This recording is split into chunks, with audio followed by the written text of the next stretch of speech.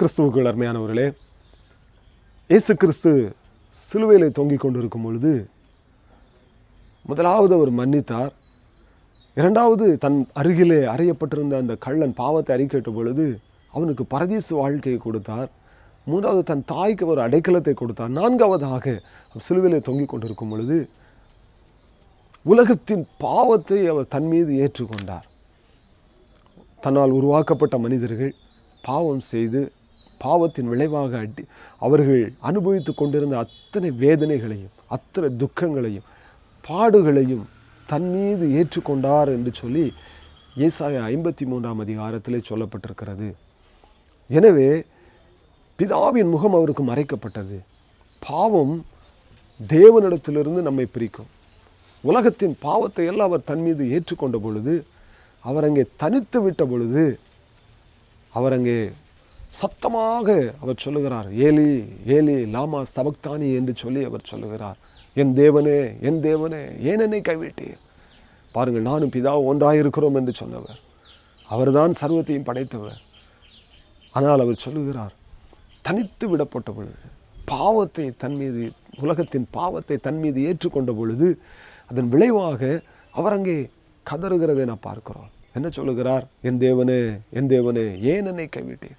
சங்கீதக்காரன் 22ஆம் சங்கீதம் 1ஆம் வசனத்தில் அவர் சொல்லுகிறார். இதே வசனத்தை அங்கேயும் சொல்லப்பட்டிருக்கிறது.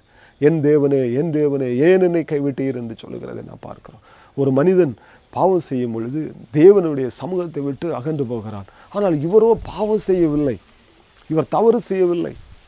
பூமியில் இருக்கும் பொழுது அவர் சொன்னார், என்னிடத்தில் குற்றம் உண்டு என்று உங்களில் யாராவது சொல்லக்கூடுமா என்று சொன்ன பொழுது யாரும் அவரை கை நீட்டி சொல்ல முடியவில்லை. பரிசுத்தமாய் வாழ்ந்த ஒரு தேவன், சர்வத்தையும் படைத்த மனிதனாய் வெளிப்பட்ட எல்லாருமே பாவிகள் என்று வேதம் சொல்லும். ஆனால் அவர் ஒருவரே பரிசுத்தமுள்ள தேவன். அப்படிப்பட்டவர் உலகத்தின் பாவத்தை எல்லாம் தன் மீது ஏற்றுக்கொள்ளுகிறார். பாருங்கள், யோவான் 1ஆம் அதிகாரம் 29ஆம் வசனத்திலே சொல்லப்பட்டிருக்கிறது. யோவான் இயேசு கிறிஸ்து தன்னிடத்தில் வரும்போது அவர் சொல்லுகிறார், இயேசுவை பார்த்து, இதோ உலகத்தின் பாவத்தை சுமந்து தீர்க்கிற தேவ ஆட்டுக்குட்டி என்று சொல்லி அவர் சொல்லுகிறார்.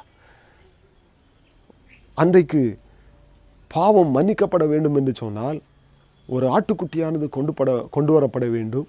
அதன் தலையின் மீது அந்த பாவம் செய்த மனிதன் தன் கைகளை வைக்க வேண்டும்.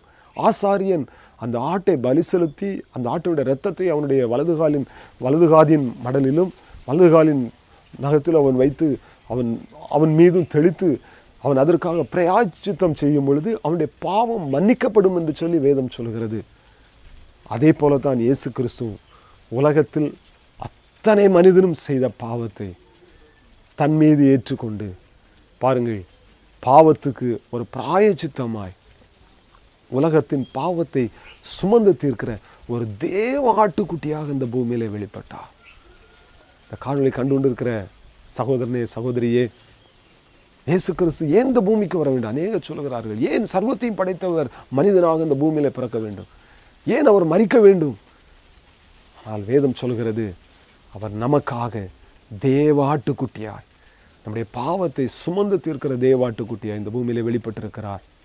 அதை நீங்கள் விசுவாசிப்பீர்கள் என்று சொன்னால் அவர் என்னுடைய பாவத்திற்காக என்னுடைய சாபத்தை மாற்றும்படியாக என்னுடைய வாழ்க்கையில் ஒரு ஆசீர்வாதத்தை கட்டளையிடும்படியாகத்தான் இயேசு கிறிஸ்து இந்த பூமியிலே அவர் வெளிப்பட்டார்.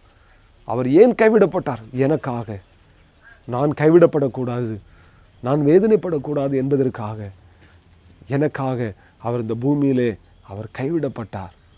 என்னுடைய பாவம் சாபம் அத்தனையும் தன் மீது ஏற்றுக்கொண்டார். எனவே தான் அவர் சொன்னார், என் தேவனே என் தேவனே ஏன் என்னை கைவிட்டீர் என்று சொல்லி அவர் கதறுகிறதை பார்க்கிறோம்.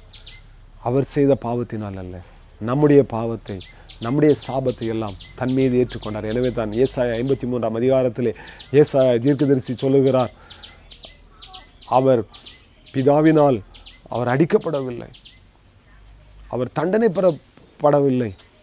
நம்முடைய துக்கங்களை, நம்முடைய பாடுகளை, நம்முடைய வியாதிகளை எல்லாவற்றையும் அவர் தன் மீது சுமந்து கொண்டார் என்று சொல்லி ஏசாயா தீர்க்க தரிசனமாக சொல்லி இருக்கிறதை நாம் பார்க்கிறோம். நம்முடைய அக்கிரமங்களின் நிமித்தம் அவர் அடிக்கப்பட்டார், நம்முடைய மீறுதல்கள் நிமித்தம் அவர் தண்டிக்கப்பட்டார் என்று சொல்லி வேதம் சொல்கிறது. காணொளியை கண்டுடைய சகோதர சகோதரியை அதை ஏற்றுக்கொள்வீர்கள் என்று சொன்னால் கர்த்தர் மெய்யாகவே உங்களை ஆசீர்வதித்து பாவத்திலிருந்து சாபத்திலிருந்து விடுதலை தர அவர் போதுமானவராக இருக்கிறார். காரணம், அவர்தான் உலகத்தின் பாவத்தை சுமந்து தீர்க்கிற தேவ ஆட்டுக்குட்டி. அவரை விசுவாசியுங்கள். வாழ்க்கையிலே மீட்பை தரவர் போதுமானவராக இருக்கிறார். அந்த தேவனுடைய கரத்தில் அர்ப்பணிப்போம். கர்த்தர் தாமே நம்மை ஆசீர்வதிப்பாராக. God bless you.